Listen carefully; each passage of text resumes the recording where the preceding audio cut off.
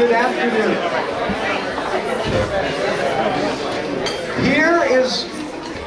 Here is what Brian would do right now.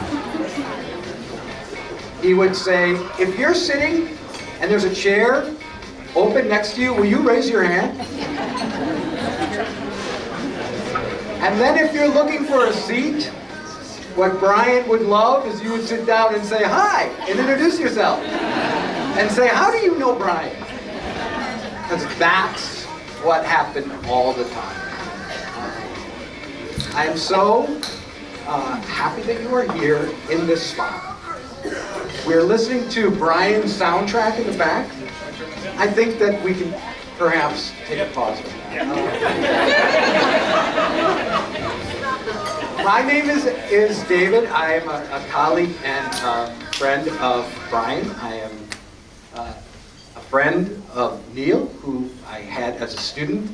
Cindy lets me call her mama.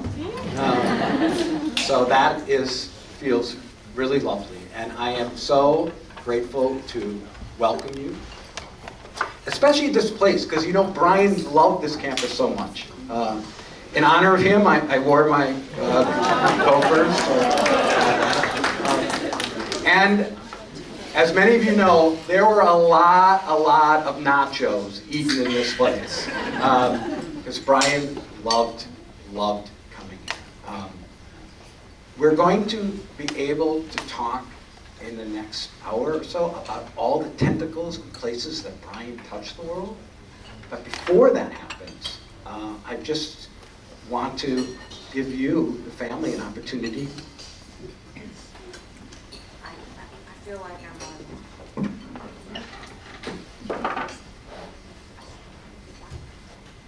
All right, we want to take a minute here to thank everybody for coming.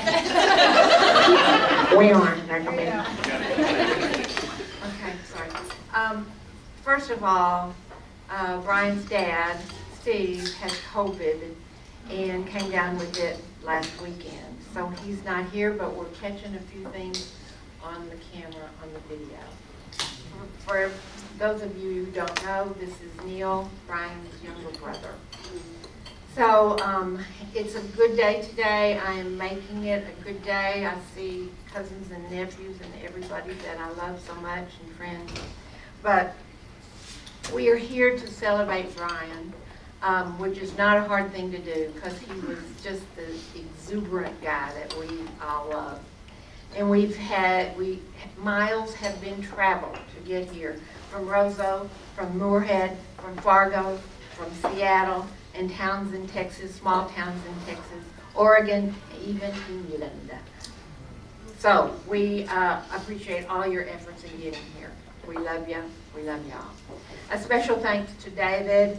Where'd David go? And David Hellstrom. Oh, there he is.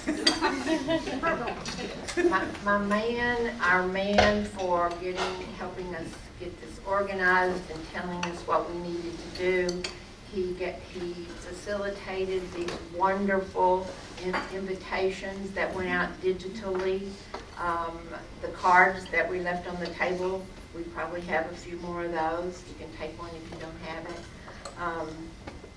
We have set up Brian S. Fredrickson, that's how he signed his name, leadership scholarship for memorials that we will have here at the University of Minnesota for enrichment in the leadership minor that he worked with here and loved so dearly and said proudly, I have developed it, and it has grown since I've been here, Mom.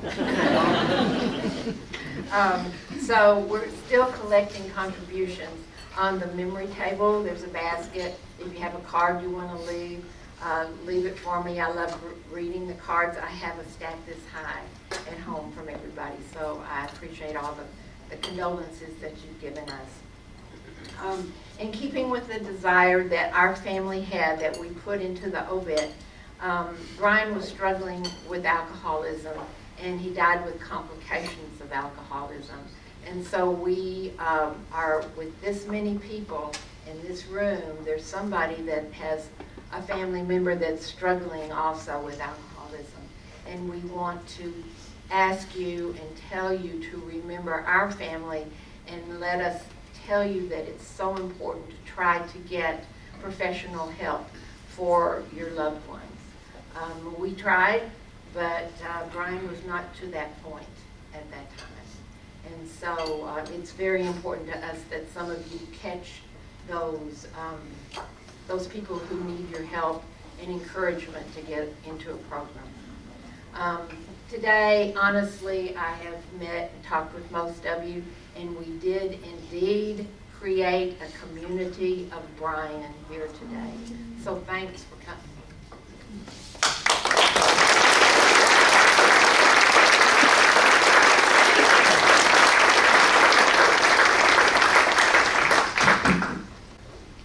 So here's how this is going to work.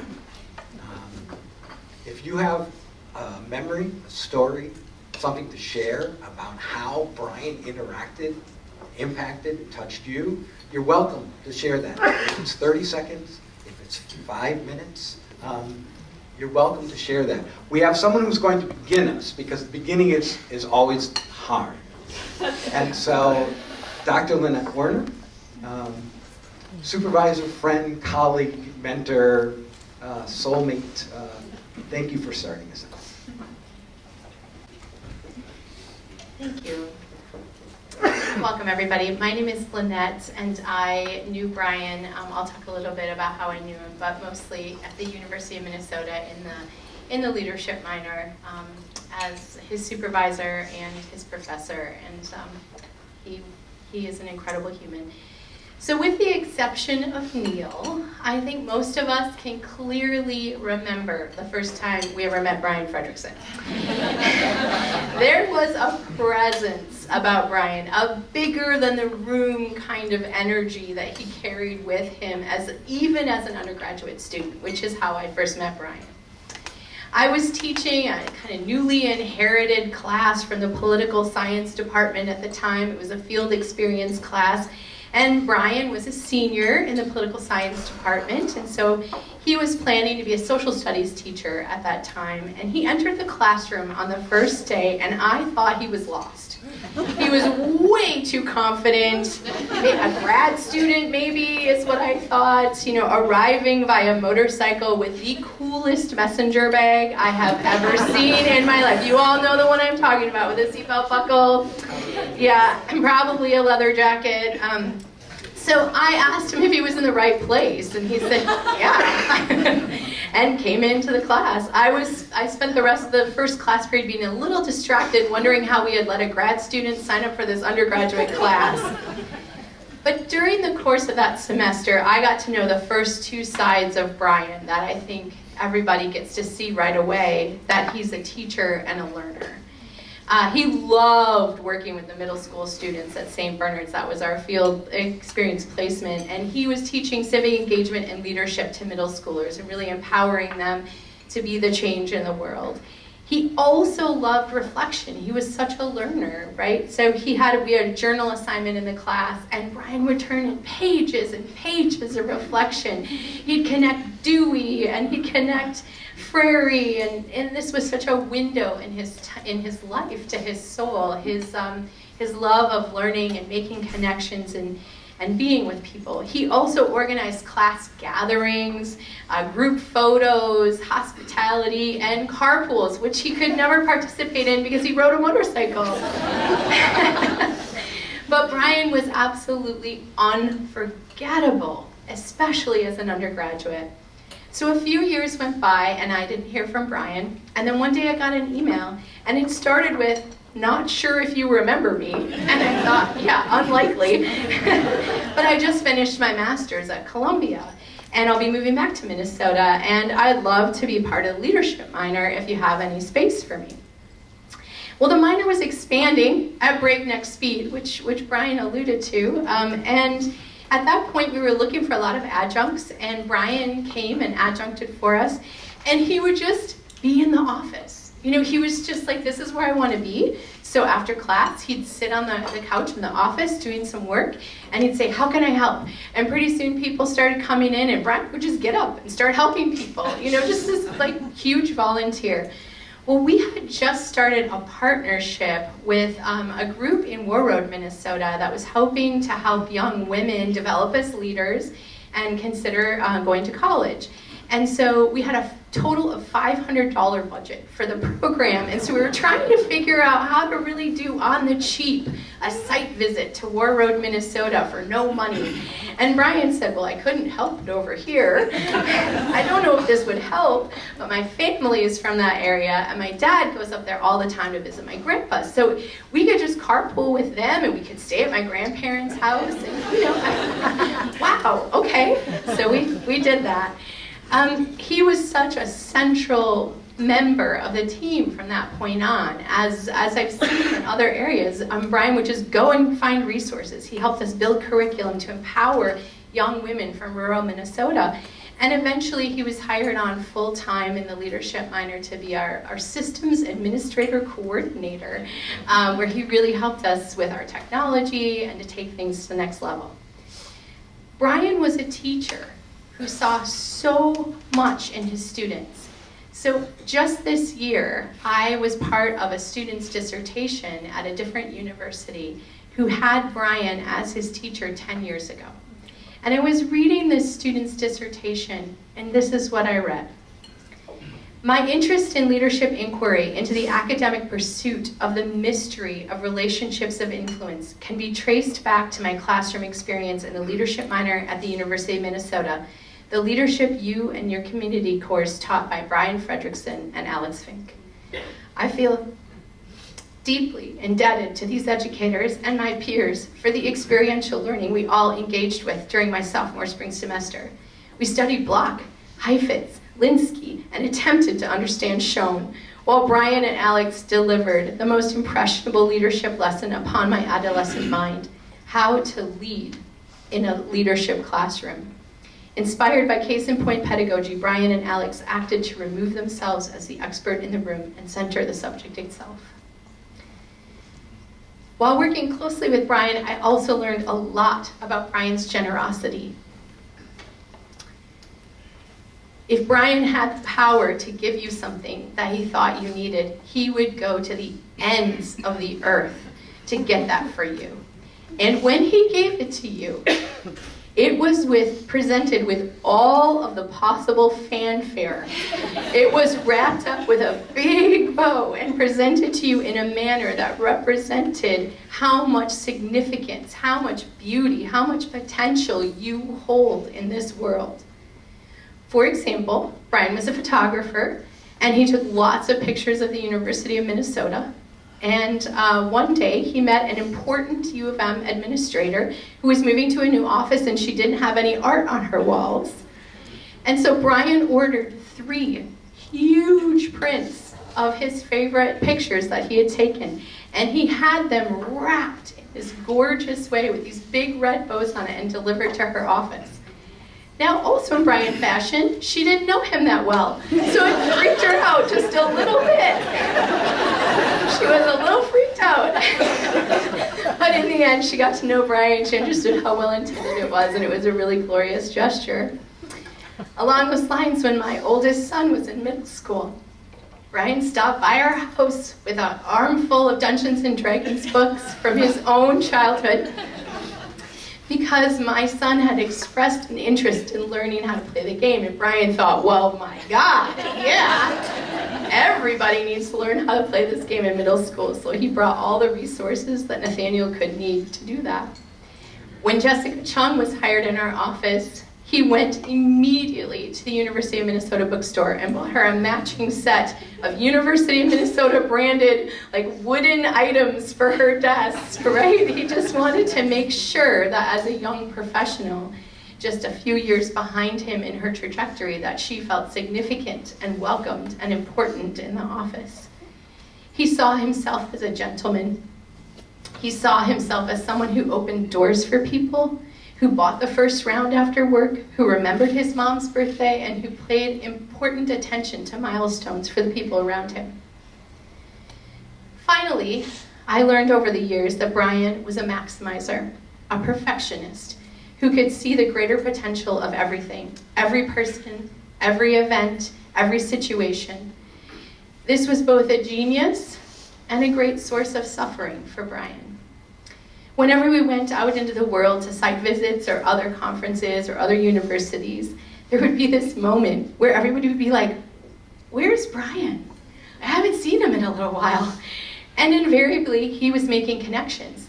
He had left the group to go meet new people, and he would make sure that before we left for a conference, specifically for me, he would look up the people that were going to be at the event, give me a list of the top 5 to 10 people that he expected me to meet while we were at that conference and make connections with, and then he would follow up to make sure I had actually done it.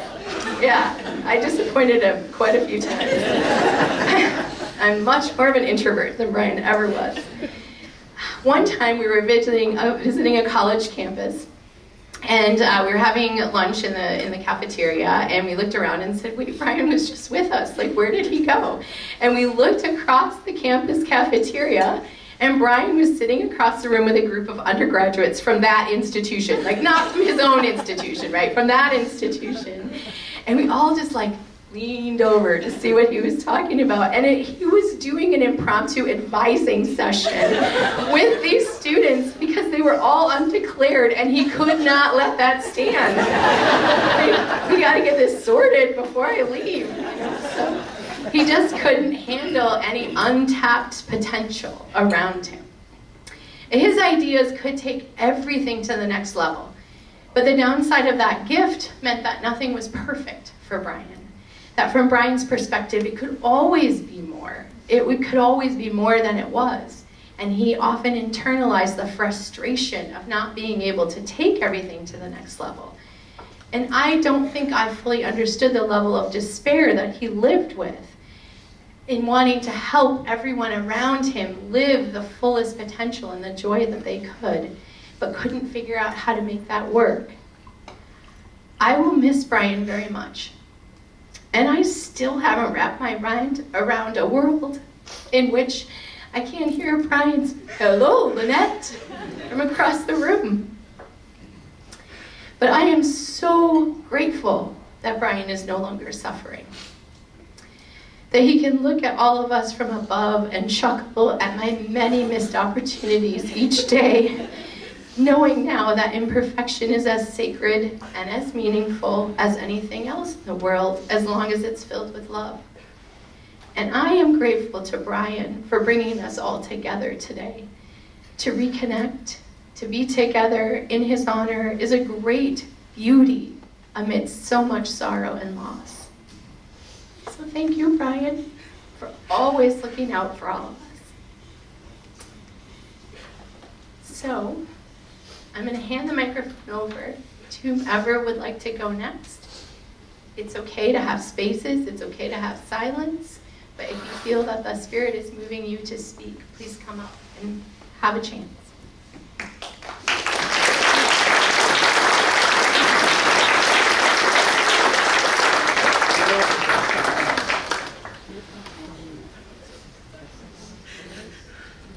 Hello, I'm Mark Opengard. You may know me as Opie. Brian was my best friend. We were roommates for many years, right here at the U of M in freshman year at the Frontier Hall. And Brian would always talk about how much he loved those times at Frontier Hall, all the time.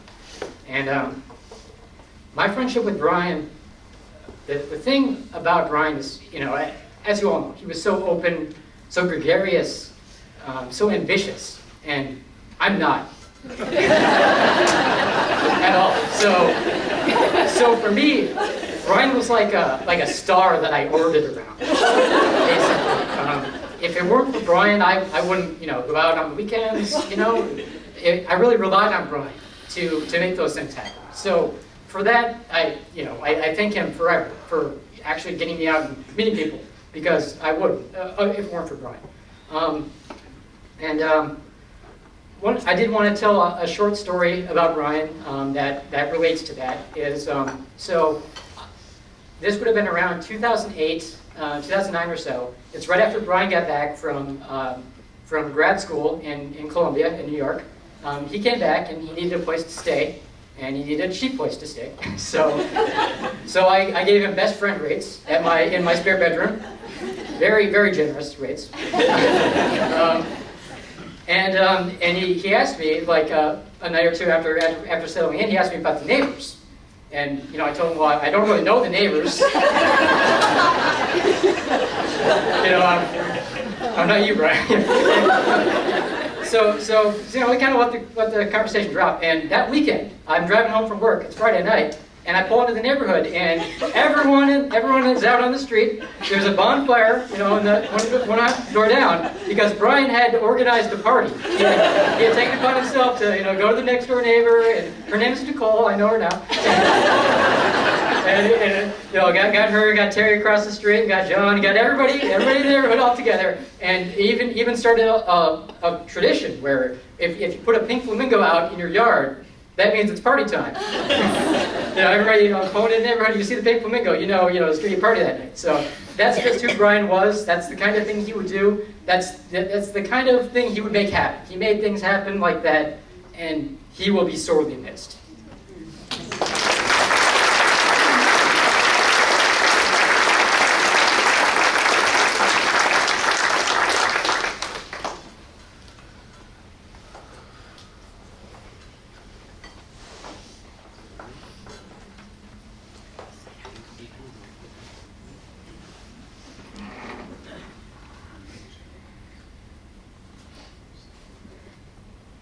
My name is Jay. I'm Brian's eccentric uncle. Decades ago, the nearest Brian could come to that was Dunkle Jake.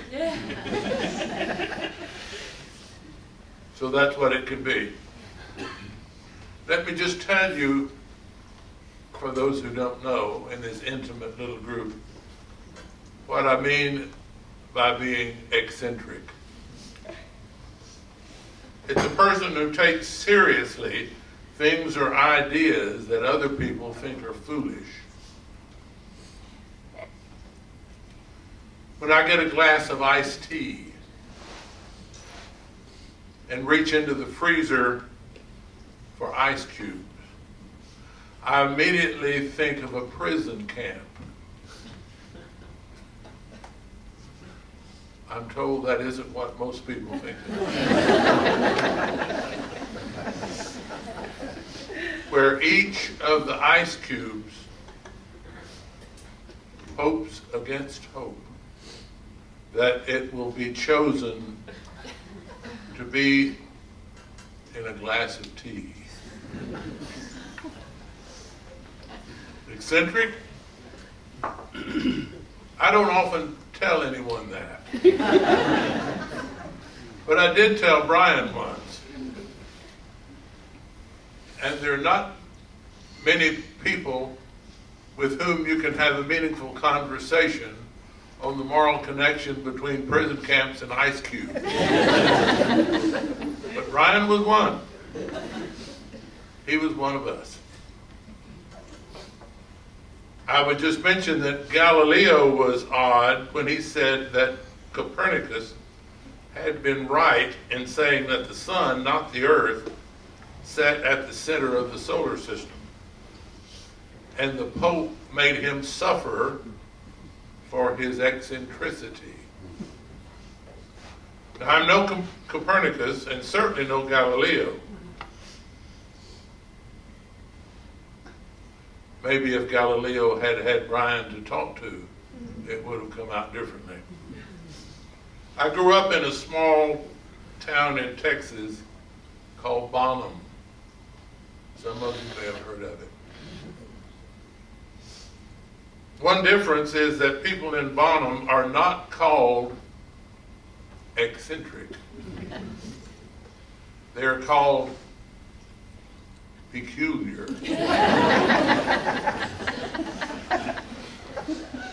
And there was no worse label that you could have assigned to your name. I remember very well sitting with my mother in Thad Finley's office in the brand new Bailey English Elementary School. This will be 1951. I had just entered the 2nd grade, and my teacher, Lily Mae Ely, may she rest in peace,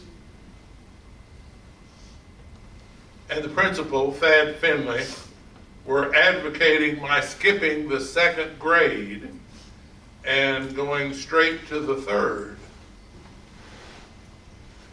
Mr. Finley said that I would fit right in because I was already taller than any 2nd grader. Finley laughed one of his big belly laughs and said that wouldn't matter because Jay swims in his own river anyway. I submit that Mr. Finley may have been talking about Brian, although they never knew each other. And speaking of being tall, the high school coach used to troll the halls of Bailey English in search of likely prospects to join his teams. I won't bother you with his name, so let's just call him Big Jim.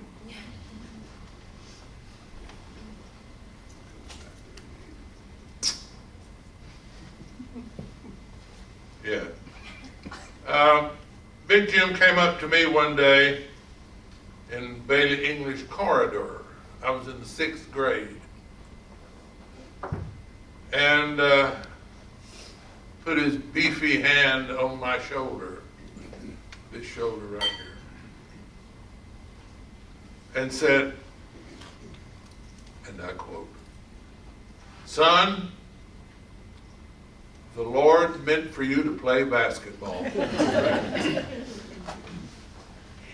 And in one of my best moments so far in my short life, which is getting longer and longer, I said, "Coach, the Lord is going to be disappointed." It made him so mad that he told Mr. Finley about it. And Mr. Finley replied with a belly laugh. And Big Jim bore a grudge against both of us for the rest of his life. I did get a bit of support in 1960 when I went to a 6-week seminar for junior astronomers in Edinburgh, Texas. I was one of about 40 people from all over the country, and guess what? Each and every one was eccentric. Some were fully peculiar.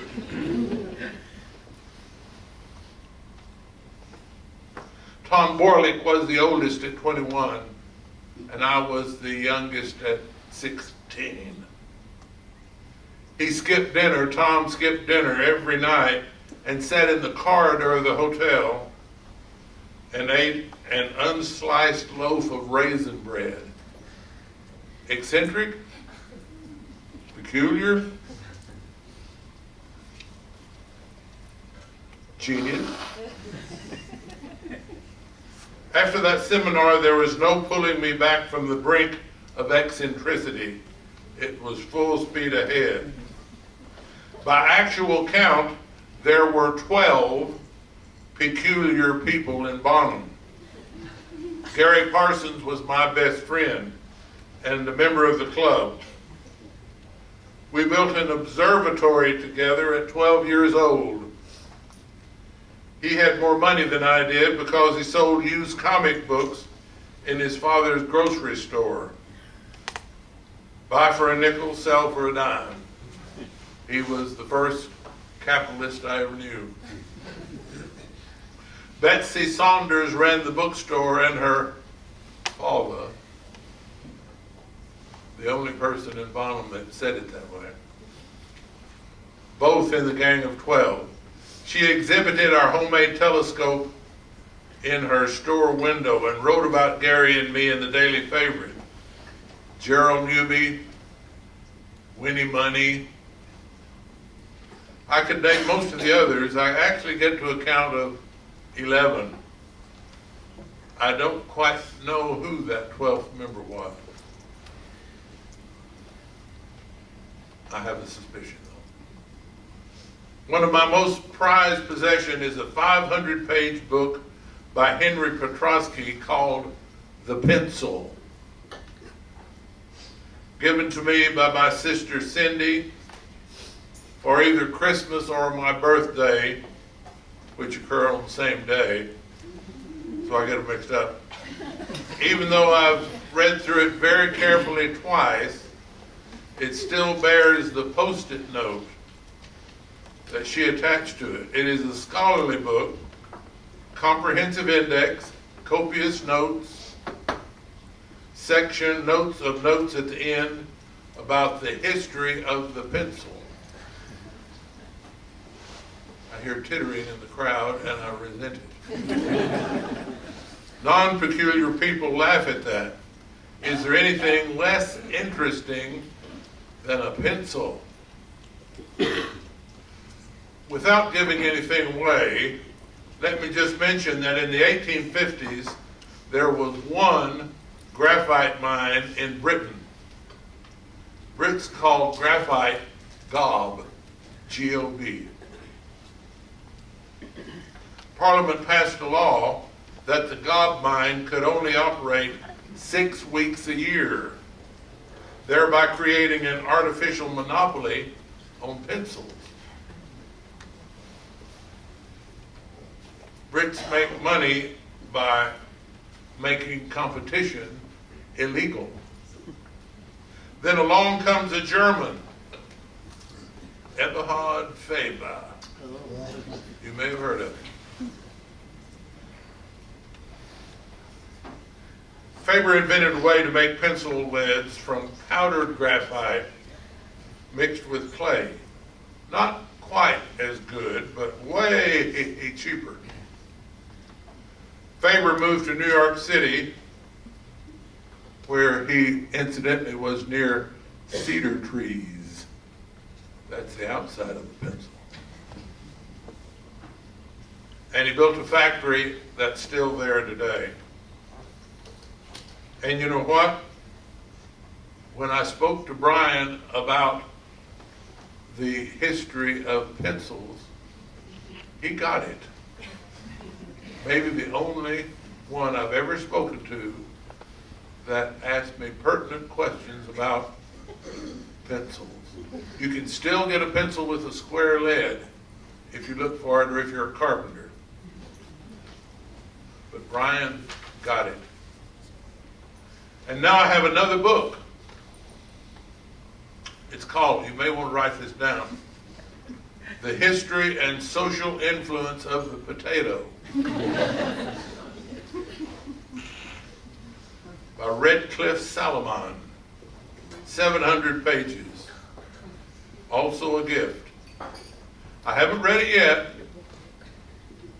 but it's going to be a Bobby Dazzler. And I'm absolutely certain Brian would have understood. Thank you.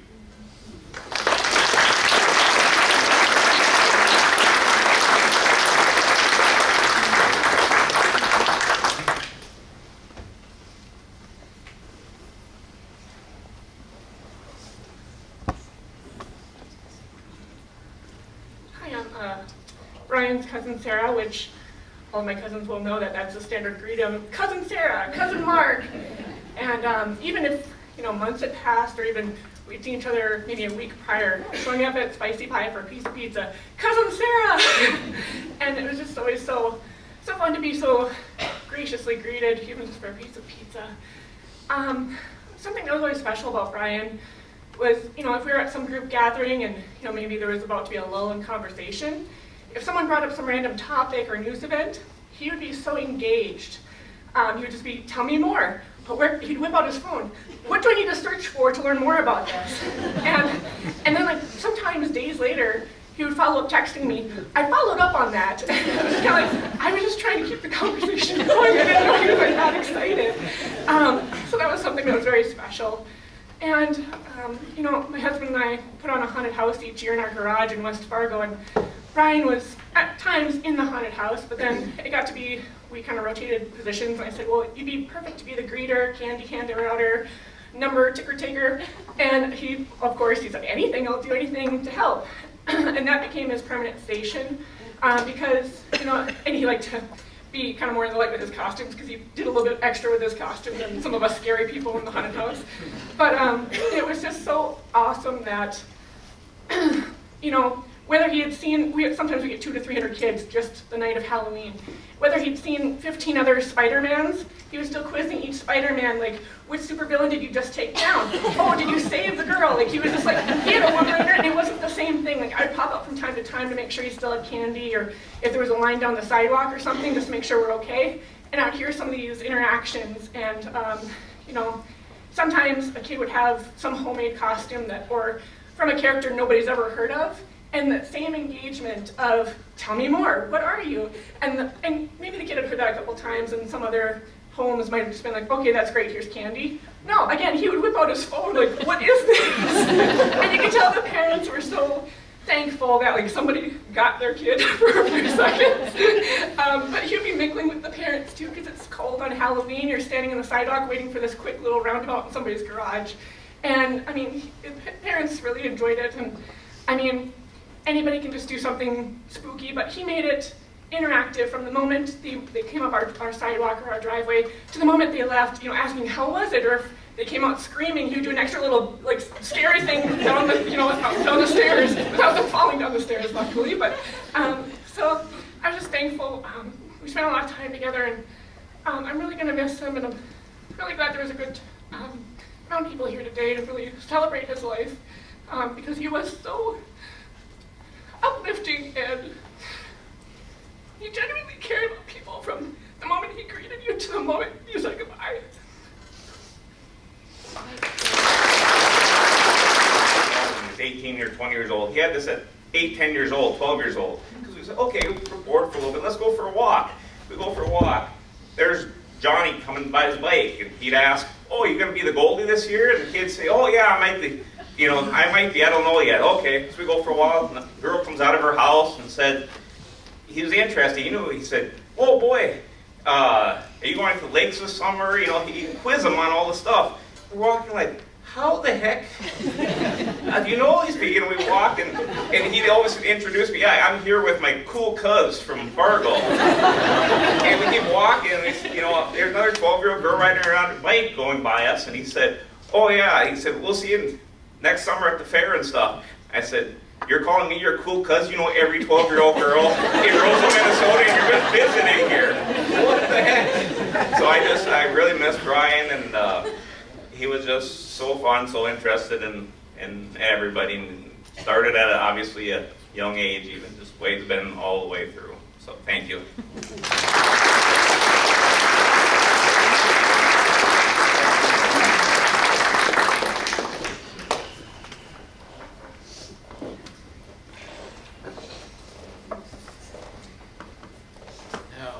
I admire these folks that are able to be able to just speak off the cuff. I had to have my remarks here.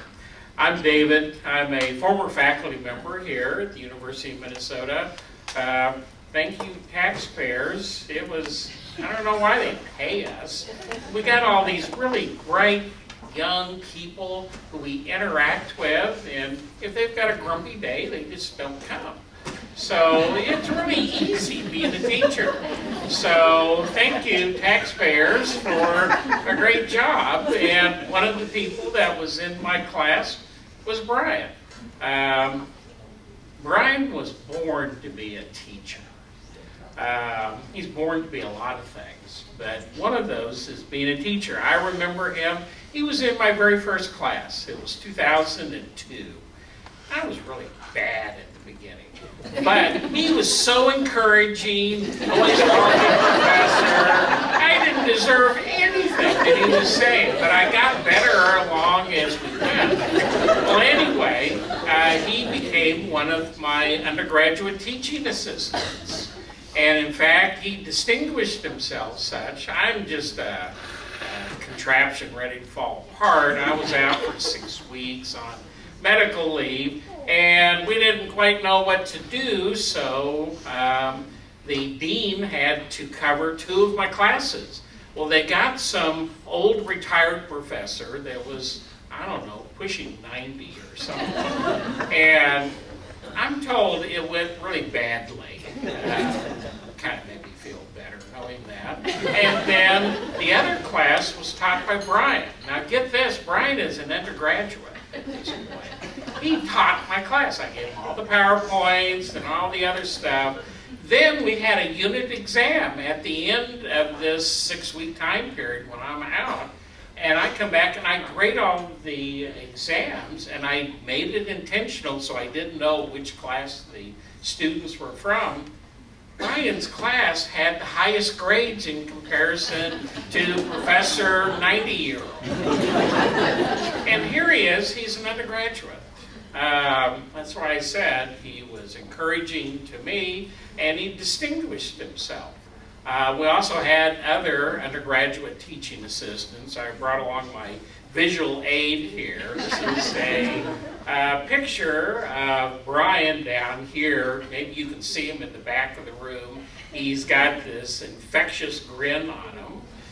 We also have Eric, who actually taught us how to do podcasting. We were actually doing podcasting before the university was.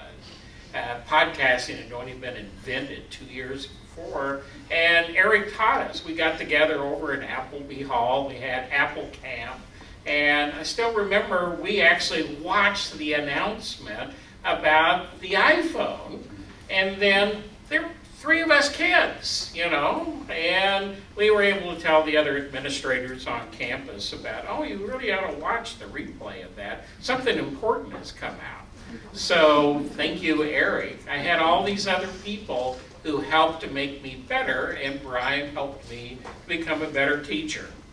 Well, Brian began to change his career focus. Originally, he wanted to come out of Carlson and become a captain of industry or whatever it is that you do at Carlson.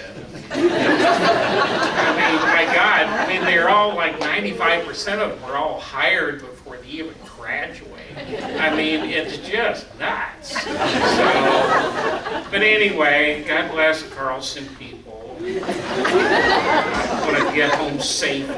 So, well, anyway, this was kind of a big surprise to the family about Brian wanting to become a career teacher. So anyway, I received an invitation to a family meal at the Fredrickson home. And I thought, well, that just seemed nice. So anyway, we have a nice amicable meal. There's Neil, there's Mom, there's the father, and there's Brian, there's me. And then the conversation kind of dropped to nothing, and then I'm sitting at the end of the table, and then suddenly Dad starts asking me questions about becoming a teacher. And what's it really like? And is it a real job? So anyway, it's like I'm not prepared for this. I didn't know I was going to be on performance. So the only thing that flashed in front of me was the time that Althea invited me to meet her family. And we were having a meal. And suddenly my potential father-in-law, he starts asking me questions about, so you want to marry my daughter, and how can you support her on the meager wages of being a teacher? You know, and it's like, I didn't quite know I was supposed to prepare for those kinds of answers. Well, anyway, Althea went on to marry the competition. You know, so God bless Althea. I'm actually on good relationship with all of my exes. You know, it's okay. In fact, it ended one dating relationship because On our second date, she wanted to start talking dirt about our exes. And she looked at me and said, "What dirt do you know?" And it's like, well, I still talk to Althea, and I talk to Sydney, so I really don't have any dirt. She said, "That's really weird. I've been divorced 6 times." Our dating relationship soon ended. Well, I don't know what happened after I left that meal with the Fredricksons, but apparently the discussion must have went well, because Brian went on to this career we've heard about, going to Columbia, the leadership minor, and then going up north. Maybe somebody's going to speak about that.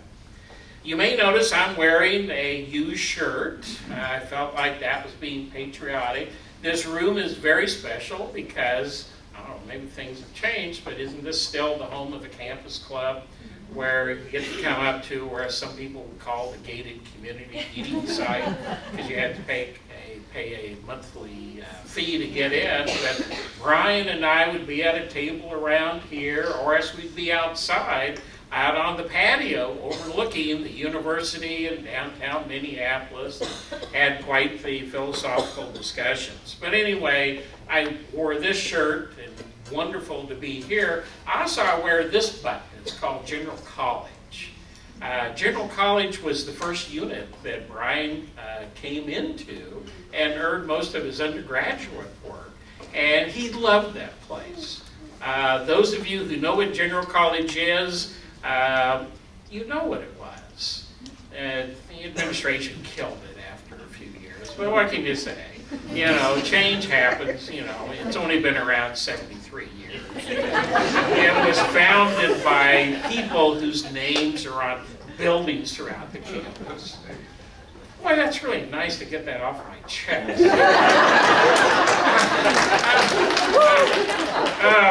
But that is another day. I know time's going by here, so let's buzz along here. Anyway, Brian and I kept up our relationship for years afterwards, calling on the phone, actually going up to see things up north. He got me into having a cat, because he believed life is not possible without a pet, and particularly a cat.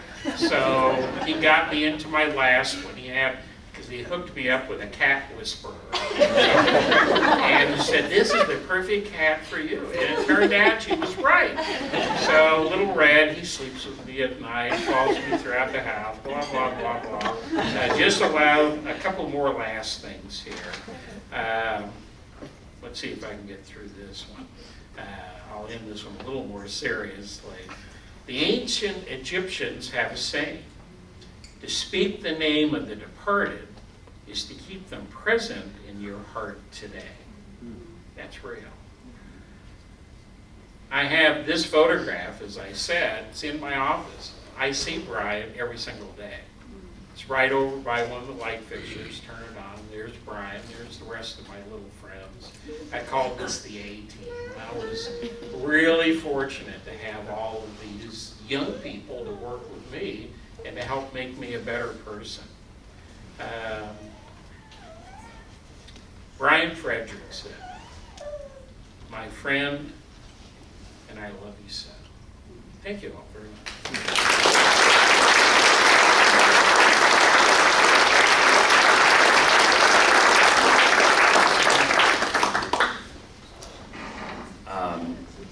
My name is Dan, but Brian usually called me by my last name, Lyndon, because there were 18 or 25 Dans in our high school. And I usually called him Freddie because other people did. So if I kind of switch between Brian and Freddie, that is why. I don't necessarily know if this is the first time I met Brian, but my first memory of him is we were in a sophomore English class together, and he sat in front of me, and I just have a memory of him turning around to talk to me, and the thing I remember the most about that is just that he was already smiling and laughing, and that is basically how I remember meeting him every time in the life that we had together. He was very I don't know, he was just a very gregarious person, which I was not always prepared for, especially in high school. But he made that class a lot more fun, and for our final assignment for that class, we were supposed to write a stage, like a play adaptation of one of the pieces of literature that we'd read. And so Brian and I were in a group with a couple other people, and he invited us over to his family's lovely home, and I think that's the first time I met you all. And we ended up writing a parody of the play Macbeth called McBrien.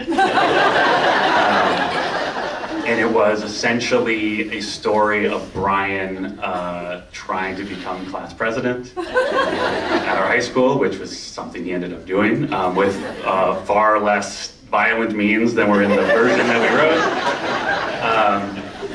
But that was, that was kind of when our friendship kind of really locked in, and we continued to be great friends through high school. And when we were about to graduate, Brian was coming to the U, and he was so excited about going to the U. And when he asked me where I was going, I said, "Oh, I don't know. I might try to go out east, or I'm going to have the U as my backup." And he's just like, "Well, I hope you don't get in out east." And when I ended up, closer to graduation, I told him, like, "Oh yeah, I'm going to the U." He was more excited than I possibly could have been that I was coming here, which helped. I mean, that definitely made it, a more welcoming place, just knowing that Brian was going to be here.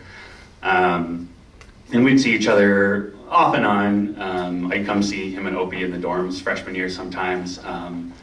But, we were in pretty separate tracks, since I was an English major, which is, you kind of end up spending most of your time in one building, or whatever building they throw your class in when you're in the humanities. And but the summer before my junior year, my roommate in the dorms and I were looking for a place to rent, and we ended up moving in with some friends of ours and basically sharing a closet together. But it turned out that Brian and some of our mutual friends were renting the house right next door, and so I slept in a closet, but I essentially had two houses to live in during that time. And Brian and I would just kind of, and many others, just kind of became a very social place. We would just spend a lot of time in each other's houses or out in the kind of shared yard. And I feel like that's where Brian and I really got to know each other. It's a lot easier to talk as just people when you're just not out, outside of kind of the structure of the school. And the thing that I loved about Brian is that he was, and people have said it before, he was so supportive of anything you were doing. And if you mentioned something that you were interested in, even if he had no idea what you were talking about, he was also interested in it. If you were passionate about it, he was passionate about it. Even if he barely understood what you were talking about, he would still encourage you to explain it to him, and he, again, was probably more excited about it than I possibly could be a lot of the time. And he and I were very, just kind of, again, we just sort of enjoyed talking to each other and, kind of just sort of learning and being interested in whatever happened. I remember distinctly, one night when we lived in those two houses, he texted me, he just said, "What are you doing?" I said, "Nothing." He said, "I'm watching the Nature Channel, come over." Great, can't say no to that. And we ended up watching something, and some people have heard this story 1,000 times, much to their consternation, because Brian and I became obsessed with it. It was a program about different insects, and we were rapt with attention of learning about this breed of bees that would, there was a predatory hornet that would come to destroy their hive, and the way that they would defend themselves is they would surround the hornet and rub all their tiny little bodies together so that it would get just warm enough so that the hornet couldn't survive, but they had evolved to survive just below that temperature. And Brian and I lost our minds and just looked at each other, we're like, the bees! And for years afterwards. Every once in a while, one of us would just suddenly, either if we saw each other or sometimes even just text each other, the bees. And it just sort of was this shared moment of us with our, Brian just had this passion for the world out there and the things that you could learn and offer. And he was so just encouraging of whatever it is you wanted to do. He would sometimes, I was an English major, I talk about being a writer a lot, and literally anytime I talked about doing anything else, like even just getting a job, his first response would be like, no, you have to write. I'm like, I could still do that, I just need a job. He's like, oh yeah, okay, that makes sense. But he, that was just the passion he had for other people. He was so passionate for everyone else to achieve everything that they wanted to achieve, that, as you've heard in these other stories before, and he did it with such a level of kindness that, as you've heard, applied to pretty much any person he ever met. And, I think that's what I will miss the most about him. And I think, like others have said, I wasn't really aware of how much he may have been suffering in the later years of his life, but I sincerely hope that everyone here aspiring to match his capacity for kindness will be his greatest legacy. So, thank you.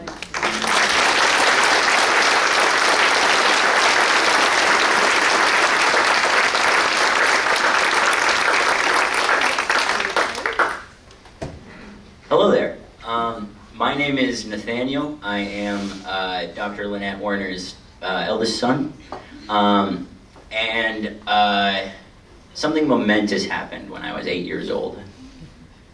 I met Brian Fredrickson. Growing up with a college professor and leadership minor leader as a mother is interesting. We had a lot of old-looking people come over to our house a lot of times. And so when I was 8, they were old. I am now as old as those people, which is a little humbling. But I remember absolutely being taken with Brian. He was the kind of person that I have always, I think, wanted to be.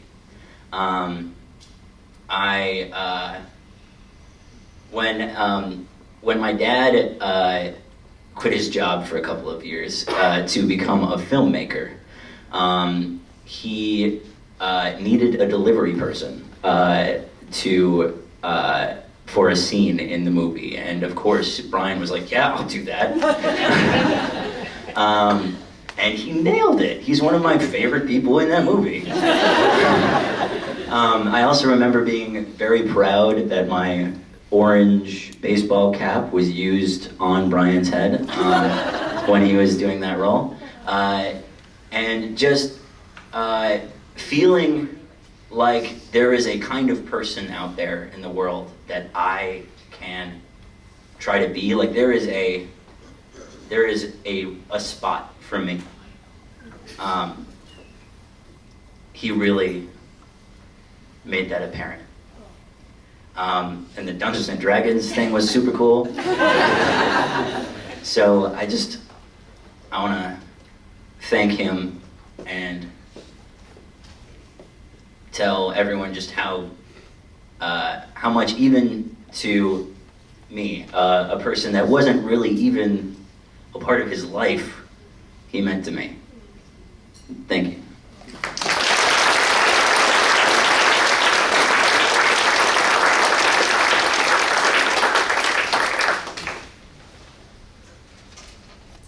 Hello, everybody. Can you hear me?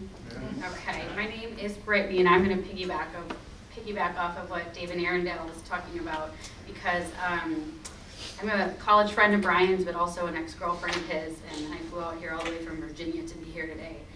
And I think that's just a true testament of the impact that Brian has on everyone. I met Brian when he was my teaching assistant. I was a freshman in college in my first history class. Arendelle got sick, and Brian took it over effortlessly. And I remember falling just head over heels in love with this guy because he was so quirky but passionate, and I thought he had been doing this forever. I thought you guys were, so you guys had this plan forever. But I quickly learned that he was just ad-libbing the whole time and that his passion was driving him. I would hunt him down in Appleby Hall, and I would go to all his study sessions that he created during the weeks, just so I could spend more time with him because I thought he was so fascinating and enjoyable, and like I said, passionate about what he was teaching. So much so that at the end of the class, I made him cookies, gingerbread cookies that for him that said #1 TA, and I made a red Hawaiian shirt. That was his signature look with aviator sunglasses, khaki shorts, and a messenger chrome bag. And I'm a pretty artsy person, so I took a lot of time making that for him, and he loved it. And after that, we started dating and experienced a lot of life things together. We spent, we went on through our certain times of our lives, and we just never really grew apart. He encouraged me to go to grad school, and both of us were actually accepted into graduate programs before we had finished undergrad. We were teaching assistants together, and we shared an office together in Appleby Hall, which is a really special place. When General College was going under, he came to my house with picket signs and t-shirts, and he was like, "We're picketing." I'm like, "Okay, I have to go to class." And he's like, "Fine, go to class, but after you're coming here, and this is what you're saying, and hold this sign, and we're gonna march." And we marched hard. It was a good fight, David, but we lost. Sucks. But there he was, rallying everyone and trying to bring people together to save that program that he was so passionate about. When it was my turn to take the GRE for grad school, he had already taken it, but he went so far as to write out 500 terms, handwritten, and then had them laminated. He gave them to me and went ahead and did the updated research because it was a year later on the new terms that were coming, and told me how to utilize them in everyday speech. We will go on for the rest of our lives sending each other like word of the day things or calendars, and that became our thing. But that's the thing about Brian, he was great with words. He could talk about anything and everything, and he was just so lovely at what he expressed. So there's just so much I want to say, but I'm going to tell you a little story because when he had graduated college, he went to visit a friend who was living in India. This drove his dad crazy. His dad did not want him to go on this trip at all. Dad liked him home, close by where he was safe. Brian went anyways. Brian went to many places and traveled far regardless. So he went there to visit a friend, and he knew that I was going to be going on a study abroad program in India there as well because he researched it. So he was there 6 months prior, 6 months. And he knew my itinerary, and this is before smartphones, this is before technology is what it is today. And I got to India, and he said, on this date, he knew when I was going to be there. He knew when I was going to be at the Taj Mahal. And he said, on this date, I really need you to open this letter. I said, okay. So I opened this letter, and he had set up 6 months prior this huge scavenger hunt at the Taj Mahal for me to find. It was unreal. I still have it. This was the final note, but there were 6 of these all over the Taj Mahal, underneath benches, and he, being the Eagle Scout that he was, had secured the area pretty well and had all kinds of things. Then who even thinks this far ahead to be like, hey, I'm going to send this person on a scavenger hunt when I'm on my trip. It's going to be 6 months from now. I'm going to need tape. I'm going to need rope. And I'm not kidding you. Like some of these things, I almost had to get a ladder for because it was like so up high, but he had tied it so tightly, and everything was secured. And so my final note here, I'll never forget it. He had at a store which still exists, I Googled it before I got here today, which is outside the Taj Mahal, and he had given the owner of the store, who was right here, the final note. And so I'm like, I go in, and I have to hurry because I don't want to miss my bus.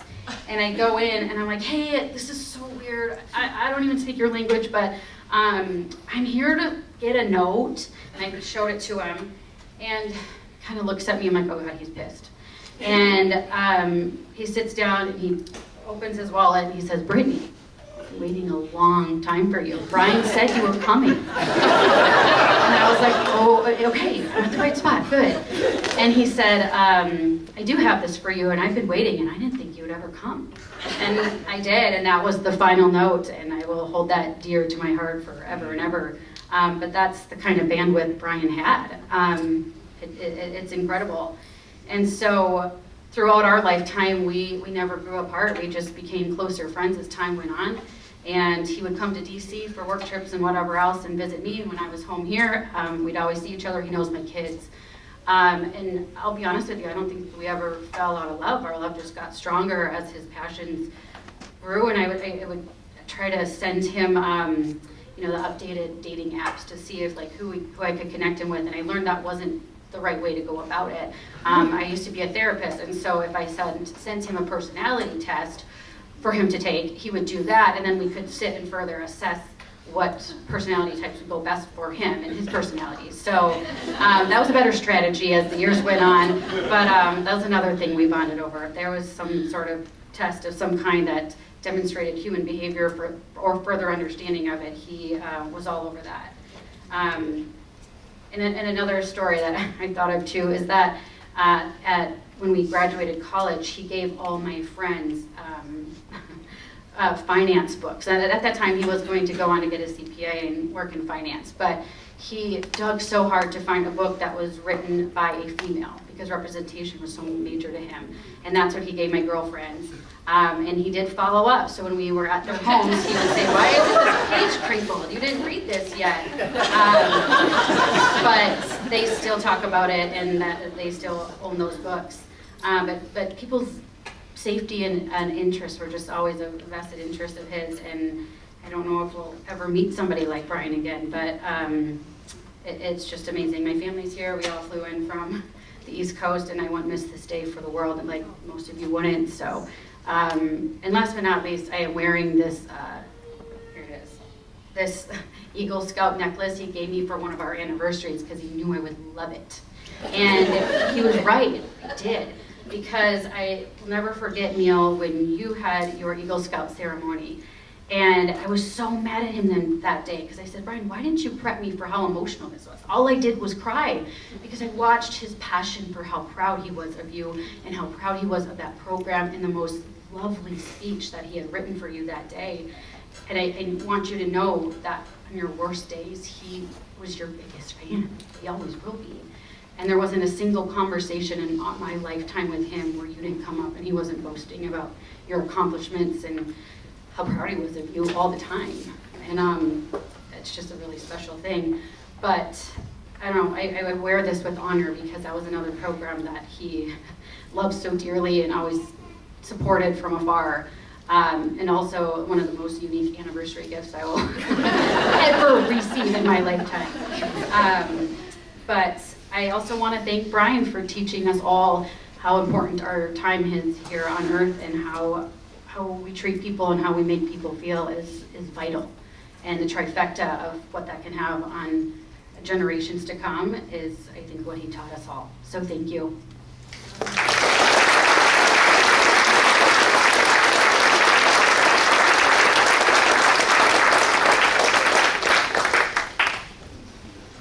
Hi, my name is Ted Hartman, and I was Brian's classmate through high school. And our senior year of high school was not a good time for me. I had essentially dropped out. I felt unseen and alone. I kept in touch with a few people, and Brian, as you would imagine from what you've heard, was one of them, whether you wanted to be on a given day or not. And I sort of resigned myself to putting up a front of being apathetic and an angry teenager about my situation and not caring. But Brian always knew better. So Brian was over one afternoon, And I hadn't been to school in several weeks, and they handed out school yearbooks. So Brian gave me my yearbook, and my initial response was, I don't want to see that at all. Thank you very much. But I took it, and I opened it, and even though we were in somewhat different social circles, and even though Brian was very busy as a senior, excited to go to college and helping get things ready for our graduation because he was class president, he had gone around to my friends and had them put things in my yearbook. And it was, and remains to this day, one of the most thoughtful things that anyone has ever done for him. And I didn't let on very much at the time because it went against sort of my image that I was putting forward. But Brian knew. Flash forward to a few years ago after Brian's birthday, and I get a call from him, and it's very early in the morning, right after his birthday, and he's been up all night, and he's upset. I think sometimes when we feel stuck, birthdays are a time when we recognize and get frustrated, and he just needed someone to talk to, and I happened to be up. And I think it was one of the first times I talked about that experience from the time that it happened, because the part of my life when this incredible gesture took place was a time that was so vulnerable, a time I didn't want to go back to, something I didn't want to think about. I was past it. But in that moment, I thought, this is a good time for me to just let Brian know how much he means. So I bring this up and talk about it, and it felt a little flat, and I was disappointed because I wanted to be able to return the favor in a way. And I realize now, and in thinking about it after the fact, that the reason that it probably felt flat was because Brian did stuff like that for everybody all the time. So for me to tell him that story was just to tell Brian one of 4 things he did on a Tuesday. And it's like, why did we get off track in our conversation here? But that was just, I think, and I could tell you a million stories like that. Brian was someone who walked through the world with a special set of eyes, where he always saw you at your best and unbroken and perfect, even when you weren't. And he knew your potential better than you did. And that was with everyone that Brian met.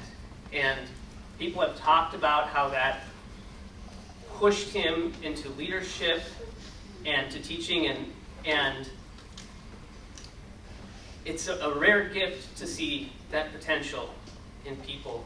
And the reason I think that Brian lived so boldly and so authentically is because he saw everybody's authentic self. So there was nothing to hide. There was no facade to put up.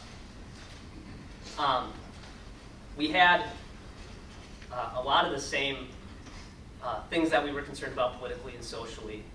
As we got older and would reconnect, after we both kind of gone away separately and gotten an education, it was exciting to come back and bounce these ideas off each other. And the one thing I think that would distinguish us and distinguish most people from Brian is that despite the fact that he saw what was wrong in the world, he still never let it make him cynical of anyone. He gave everyone the benefit of the doubt and had an optimism about what you could do to help people. And it wasn't some sort of dogmatic notion that that's how you should treat people or trying to be polite. It was an authentic ability to see people their best. And so that's what I'll miss most about Brian. Thank you.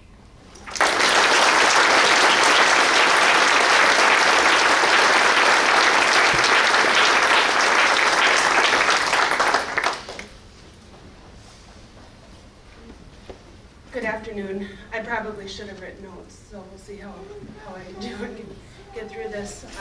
But I'm Holly Arp. I I'm the program leader for our leadership and civic engagement team at the University of Minnesota Extension, and had the pleasure of being a supervisor, a friend, and a colleague to Brian.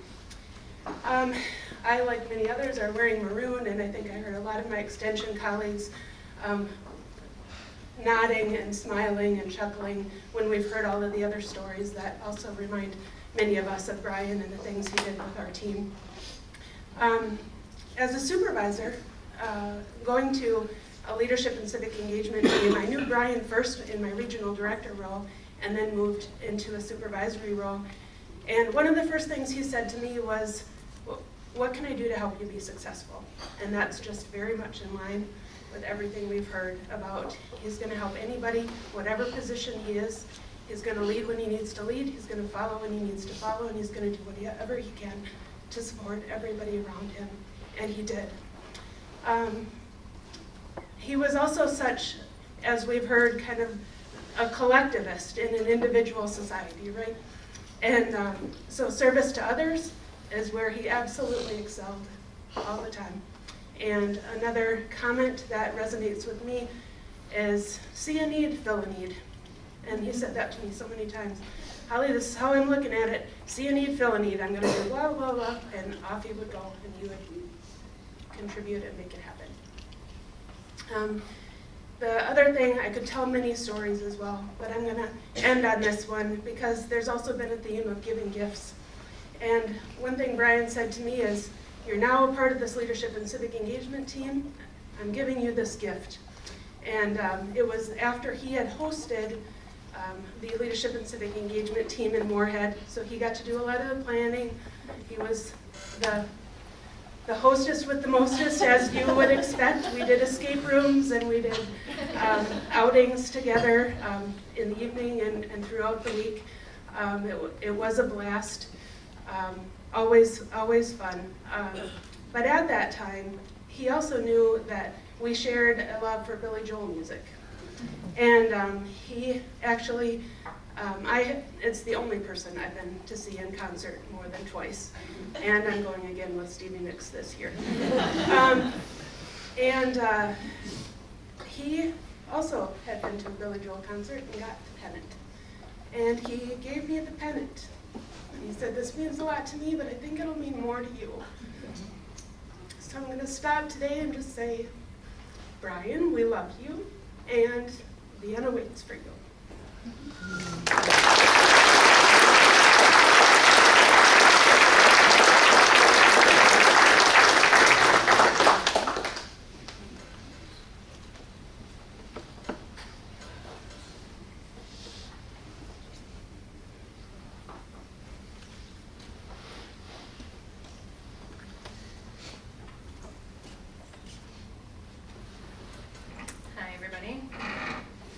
Long enough lull, I thought I'd finally get up. My name is Melissa. I am also a former girlfriend. Dated for 4 years. Brian and I met, well, we went to church together, but he also started working for my parents in food concessions, who are sitting way back here. Brian quickly became my dad's right-hand man, and I know he just really looked up to my dad all the time. And with his hard work, and Brian was just a go-getter and wanted to just do everything. And so we, got to dating, and I was there through the last couple of years of high school and 2 years into college. And gosh, the past 6 months I've just been taking notes of memories on my phone. There's so many. I just remember in high school, he always dreamed of being a filmmaker, so it was actually interesting to hear Nathaniel's story about how his dad's a filmmaker, and Brian got to be in one of the films because that was his dream for a while, and obviously that changed. We shared our love of Chipotle, and he'd text me randomly when he'd be eating at Chipotle over the years. We shared a love of the band Guster. I introduced him to that band, and we saw them a few times together. And just the other day, Guster was talking about it was their 20th anniversary of this CD they released, and we were at the Minnesota Zoo seeing them. We bought that CD together. And so just all these memories flood back over time. And actually last year I brought my kids to see Guster here at Oedipals, and I remember texting Brian about that, and he thought that was so cool. And you know, we lost touch over the years. I don't think he ever met my kids, but we would reach out just randomly like that. There'd be the random text messages where you're thinking of each other, and just always the connections that he's just kept with people over the years, and just thinking of them and continuing is just, you know, something I've noticed. And you know, the Facebook posts that people have shared and other things have just been so fun to read. And he just really had a special, you know, talent, a gift to connect with people. A few funny stories that I had thought I would share. In high school, a couple things. Where his parents, where he grew up in Plymouth, there on Zachary Lane at the top of the hill, there's a stop sign. And because I don't think there's another road, like you can just come up and stop and go back down, that nobody really stops there. They just kind of roll on through. And I can't remember if he decided to do this just for fun or if it was a school project, but he decided to take a hairdryer and a pad of paper and stand there, and suddenly everybody is stopping at the stop sign. He really cared, you know, he wanted to enforce this. So I always wondered, I wonder if these people now, like, if they stop better. And then being the Boy Scout that he was, there was a house near the high school that we drive by coming down past Zachary, and they had a flag hanging outside, and he's like, they've got their flag hung backwards. And he didn't like that, you know, so we went back to his house and we printed off flag etiquette, tucked it in their mailbox. We came back a couple days later and they had corrected it.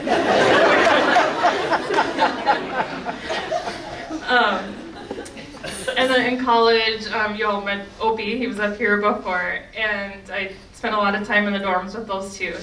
And we'd like to play pranks on Opie sometimes. And you know, back in the day when he had CDs, Opie had his morning alarms that he would set. And I don't know if you remember this, but we swapped it out one day. You remember? We swapped it out for In Sync one day. And so he woke up to, it was probably Bye Bye Bye or something. Yeah. In Sync Jam was playing. We had a lot of fun.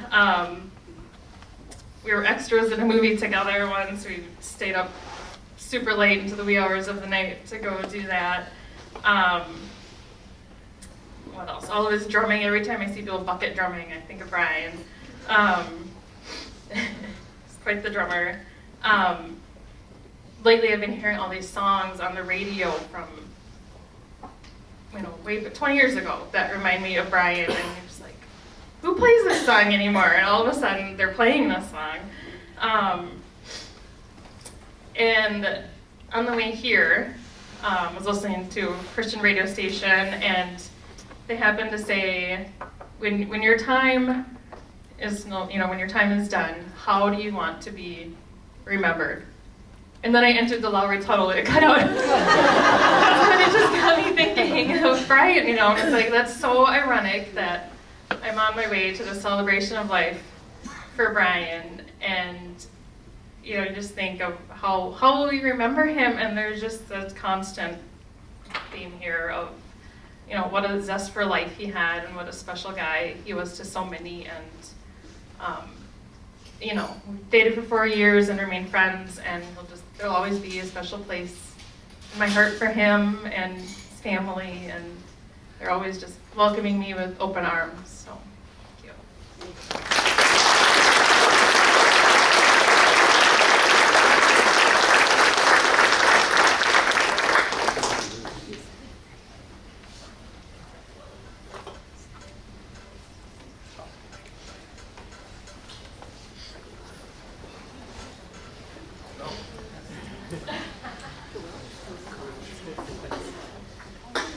Hi, my name is Dennis. Can you hear me? Yep. So I'm a scout leader and I was a scout leader when Neil and Brian were youth, and I was involved in a leadership program that they both attended. We tried to teach leadership and how to teach servant leadership and specific skills. And they came along and tuned up the program for us. They came preloaded with all the skills that we wanted to teach. They were great examples, and always giving to the program. Even as adults, Neil and Brian came back when we did some transition work into being a co-ed program. Brian came and helped us do that, and Neil came and helped us do that. And it's so nice to hear David's story, because I heard it from Brian about his teaching assistant experience, and it was moving to me then and moving to me today. And again, giving. My daughter was looking for colleges and wanted to go to New York City, and somehow Brian found out, and we got a tour of Columbia.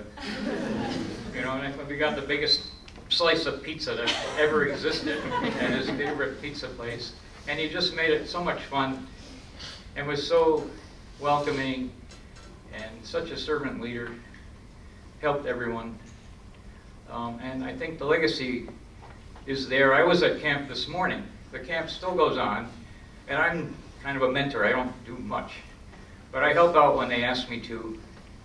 And I was there today, and the 15 to 18-year-olds were there singing songs that Neil and Brian sang, and setting up camp like Neil and Brian used to do. And I could see that their legacy of leadership and having fun while you're doing it, and just being good people and serving others. It's still here. It's still in that program. It's still in this room, and we're all better people for knowing Brian and Neil. So thank you.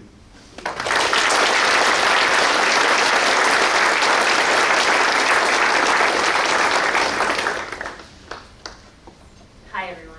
I'm Lee, one of Brian's cousins. I have a quick memory to share before we do this video here, if that's okay, Neil. Brian was visiting me in Seattle, and I had just gotten a job at the Pacific Science Center. I am a theater person, so all the science was faked, but I can present it. And so I had just gotten a job at the planetarium at the Science Center, and Brian was visiting, and he said, "Let me help you crash course this astronomy." And so we went out to the Seattle Center, where there's a big fountain, and I opened up it's really intimidating if you just have never studied astronomy, and all of a sudden it's like, wow, there's a lot of stuff here. So I said, okay, I'm supposed to focus on these 12 constellations that are up in the current nighttime sky. And he said, well, there's more than 12. I said, yeah, there's 88 official constellations. He's like, let's learn them all. So he helped me crash course all of that, and we went through all the speed of light stuff and all the asteroid belt stuff, and he really genuinely helped me, as a lot of people have said today. He's such a good teacher and a good student. Of course, they go hand in hand. So we did this for 4 or 5 days, and then on Friday we went out to a show. My friend had written it was a small theater, small show in Seattle. And their pre-show entertainment was a trivia night. Play for prizes. And the theme was astronomy. Brian looked at me like, oh man. He was so excited. It's like he had just gotten on Jeopardy. There was no requirement in this trivia to answer in the form of a question, but still, what is Canis Major, also known as the Dog Star? What is Alpha Centauri? He was so excited, and I left some photos over there, but we won this plastic alien mask as our grand prize. It was, again, a small theater. And he took it home with him to Minnesota, and he always said that it was a prized possession, but what I'm gathering from here today is that he made mementos and he kept mementos for all the things that were special from his relationships. Love you, Brian. Miss you. Now we've got this video message. I can't remember who it's from. Who is this from? Chris Sandberg. Chris Sandberg, ladies and gentlemen.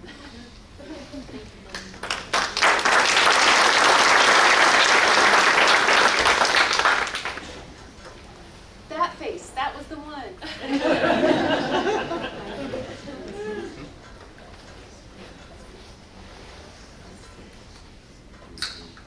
Hi, my name is Chris Sandberg. I'm a landscape photographer, formerly based in the Twin Cities and now spending my time in Albuquerque, New Mexico. I wanted to share a couple of my best memories about shooting with Brian. The first was a really beautiful summer day we spent going up and down the banks of the Mississippi River and then all around the University of Minnesota campus, looking for scenes that we could capture as really nice panoramic images with the goal of persuading the university bookstore that they should add those panoramas to the things they sold to students and parents. Well, we got some good shots. Fortunately, the bookstore director just didn't really seem to want to be in the art business, so that great commercial possibility slipped away from us. The other is at the other side of the year, dead of winter. We're up on the north shore of Lake Superior, at the water's edge at Tennessee State Park. On a day so cold, there were ice floes bouncing around in the bay. It was so cold that the fluid head on the tripod froze up and we couldn't even turn it. Nevertheless, I gave my great lecture about photographic skills, and Brian made sure that he captured my frozen face in all its glory, and we ended up with a really good teaching tape. But oh man, it was cold. So those are a couple of stories about my shooting buddy, who I miss very, very much. Thank you.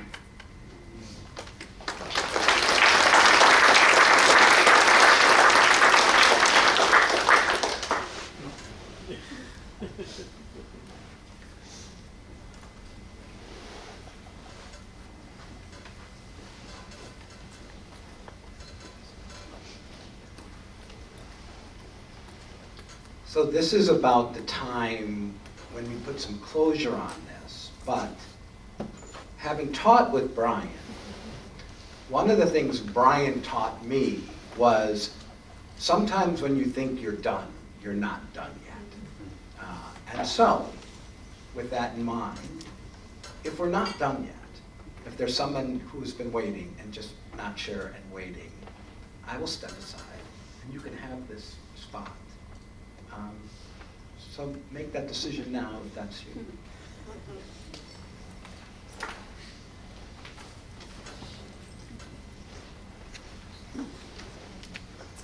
Hi, I'm Sandy. I lived 4 houses down.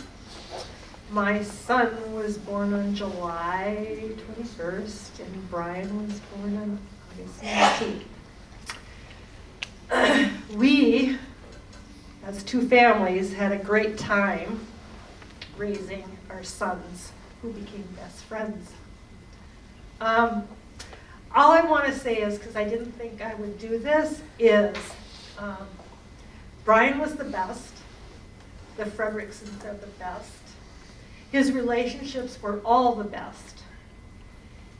Everything that everybody has said is true. The one thing I want you to stop and do is remember the last hug you got from Brian, because it's so special. And I feel it every time I think of him. And he's given that hug experience to several of you. And some of you still do it, those Brian hugs. And we love him, and we love the hugs, because that's what kindness and love and relationships are about. But he's dearly missed. And we love that we've had him for as long as we did, because he taught us a lot. Thank you all so much for being here. You, Cindy, All his cousins and friends, we love you all.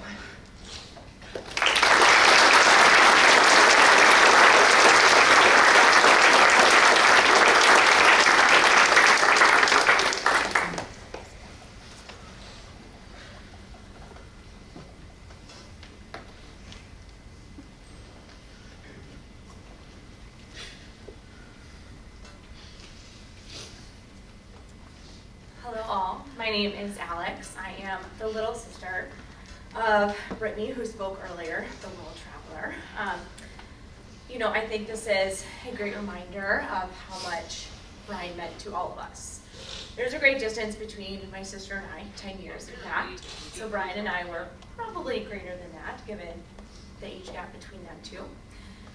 And something I want to share is, even though I mainly knew him when I was just a middle schooler, very young, there were a lot of core memories that stuck with me and with Brian.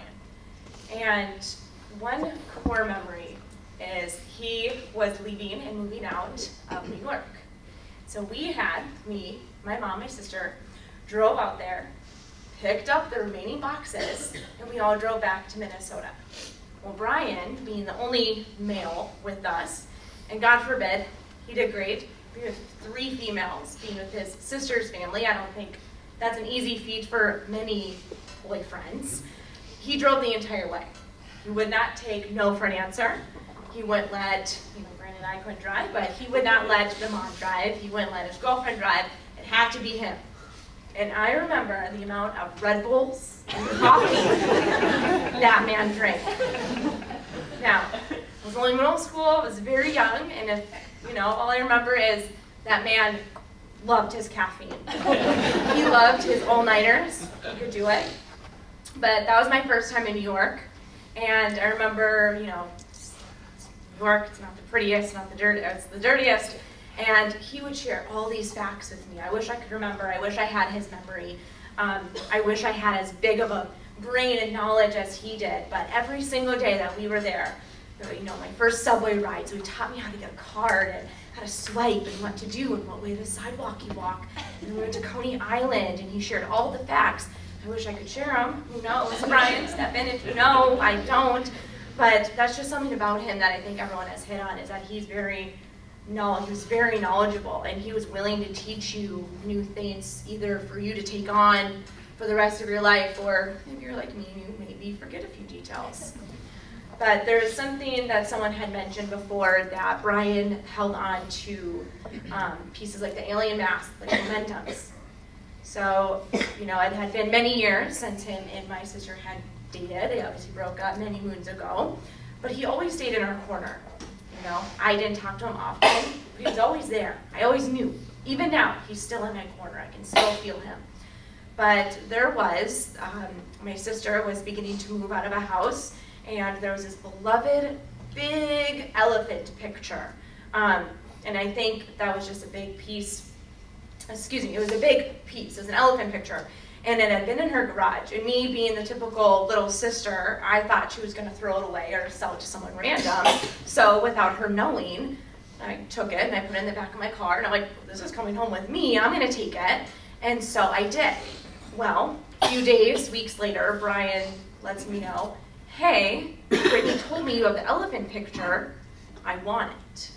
And that elephant picture had a big meaning between the two of them. I don't know if it connected them through their travels, their worldly travels together, or what, but Brian and I worked tirelessly. I now live in DC. So from DC to where he was living, I believe Fargo, we were on the phone, and I'd go to the FedEx, and of course Brittany's not too happy, because here I am, I took the photo, and I'm like, well, now I have to ship it to Brian, so now it's my responsibility. And so I remember it was like 8 p.m., I'm at a FedEx, it's a giant photo, so you can imagine how much that's gonna ship kind of north. And so it wasn't always in the prettiest of shapes, it was a little loose, couple movings, but it was worth it. And I remember Brian called me and I'm like, hey, the FedEx estimate, it's gonna be like $800. And he was like, man, he's like, you know what, that elephant means so much to me, it means so much to us. He was like, F it, it's worth it, I can get the money back, it's fine.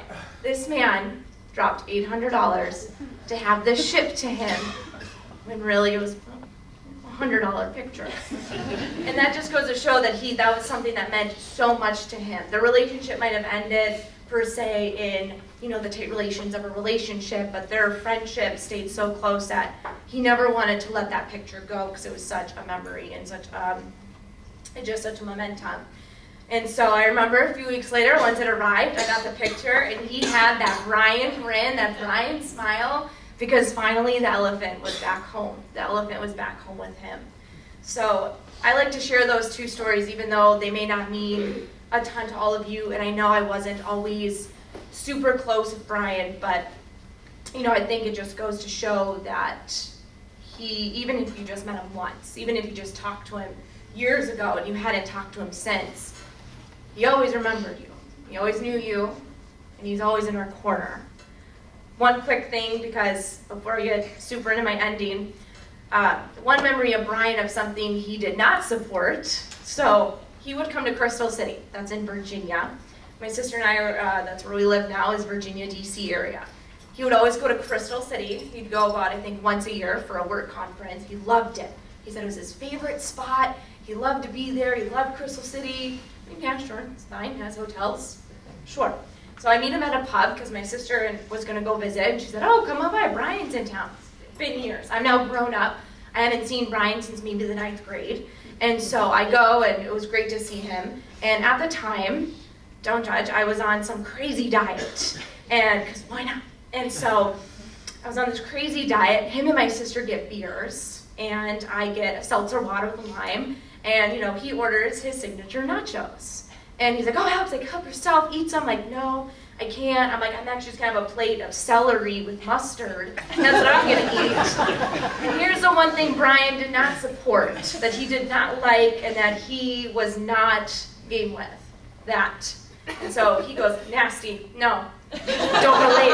And he takes a big scoop of his nachos, and he was like, "I'm so happy I'm not doing that diet." And he has his beer and his nachos. And that's just a core memory that is burned into my brain. I remember where we were sitting, what he was wearing, and I just remember laughing, being like, "You're so right, but enjoy your nachos."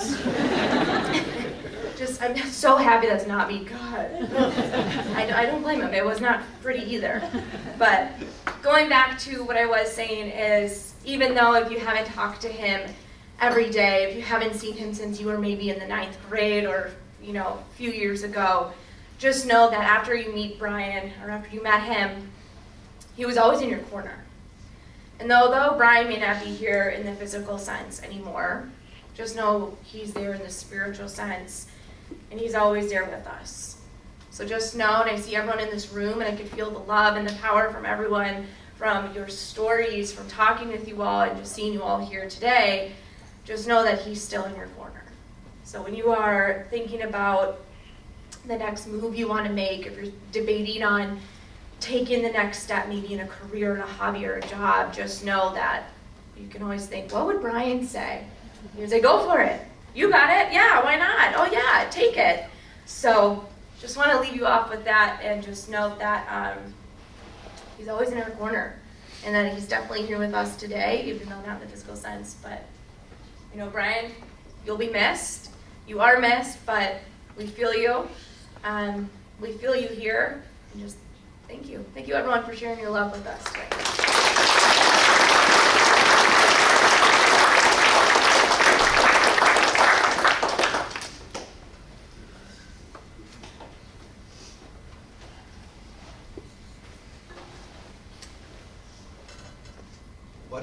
What a gift this was.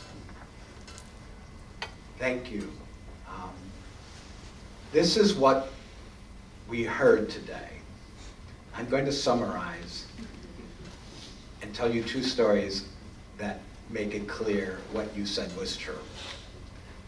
Brian was an inviter, a welcomer, a community creator, a bringer of people together.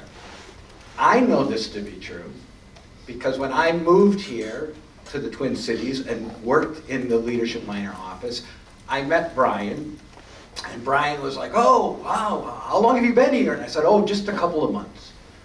And Brian said, "Well, have you been to Al's breakfast? And I said, no.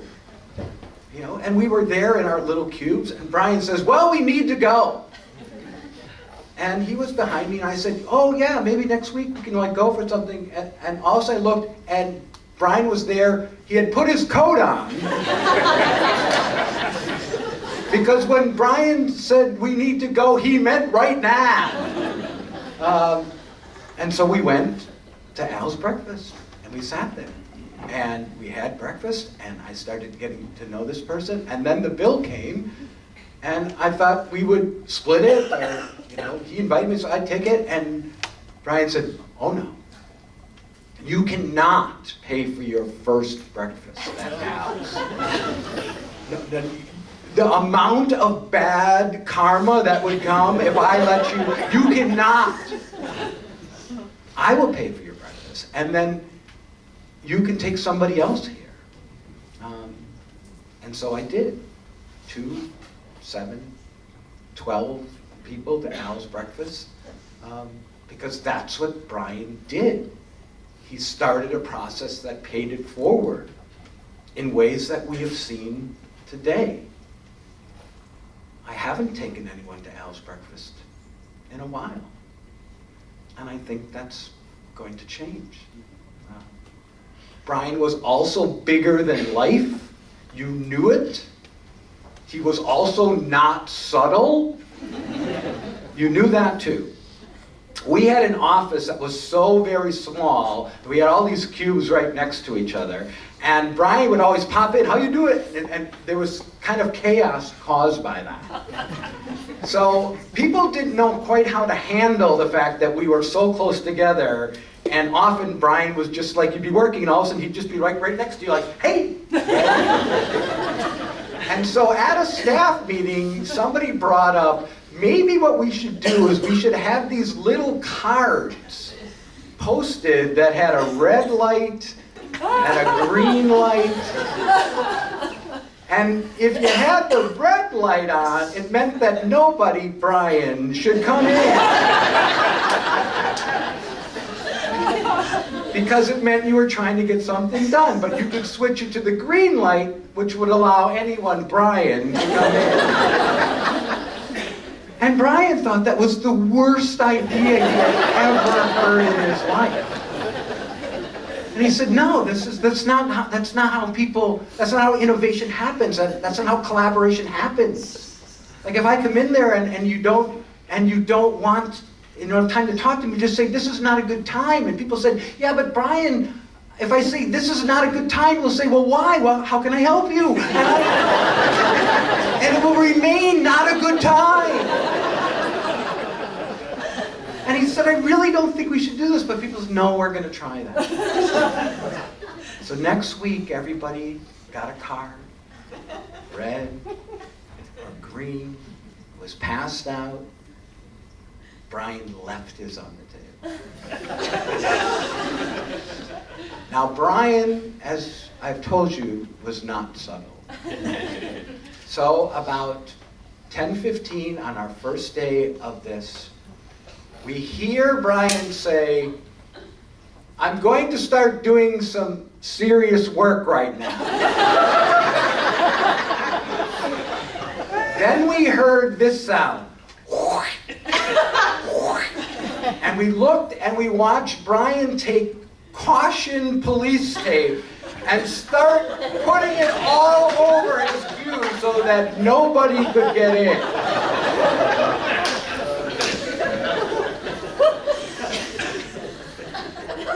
The cards were gone by Thursday.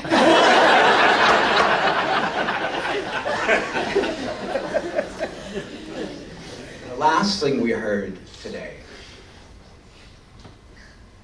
that if Brian loved you, he loved you hard. He loved you hard. And you knew it. And in case you forgot, he would remind you so you knew it. Because that was the thing, right? For a lot of us, about feeling loved is sometimes you wonder. And Brian instinctively knew that. As humans, we wonder a lot. fit? Do we have people? Are we on the right track? Will it be okay? And Brian knew that people wondered that, so he wanted to let you know, yes. Yes. And that was a special gift. His compassion was a special gift. I reminded for myself that he should have known that some of that love has to come in. Some of that love has to come in. And it's a hard lesson to learn, but I am determined to learn it. For me and the people I walk with. I will also say that Brian, when he loved you on an ongoing basis. We've heard the word follow-up about 100 times today. So I also want us to remember this. We need to take care of this family. And we need to follow up. And we need to be there. Neil, I think you know that your brothers loved you so much. I have never, ever, I have brothers. I have never, ever seen someone love a brother like he loved you. And we cannot replace that, but we got you. We got you. Dave said that there's a Egyptian saying that speaking someone's name keeps the present here, and we also know from the Jewish tradition that they say that a person dies twice, right? Once when they leave the earth, and once when people stop telling stories about them. So we are not going to let that happen. You are welcome to stay. The family hopes that you stay. We have this space to continue to tell the stories to each other. If you haven't read the thing on the table that Cindy wrote in the middle of the night when she got up and thought about everything that she had learned from her son, please do. And please start with the first one there. Love, love, love your family and friends, and give good hugs. Thank you for being here. Please, you're welcome to stay, but on behalf of the family, what a gift this has been.